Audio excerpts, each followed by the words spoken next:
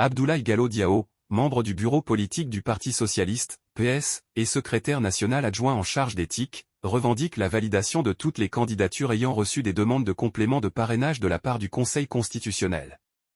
Il exprime cette demande à travers une note où il soulève plusieurs points.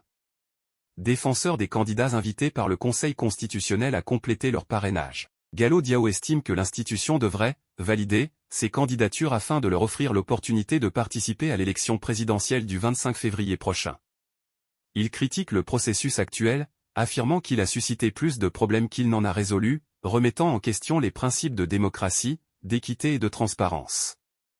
Il souligne également des anomalies à divers niveaux du processus, allant de la réception des parrainages jusqu'au contrôle des dossiers, mentionnant que certains parrainages déposés conformément par les mandataires des candidats ne figurent pas dans le fichier électoral du Conseil constitutionnel.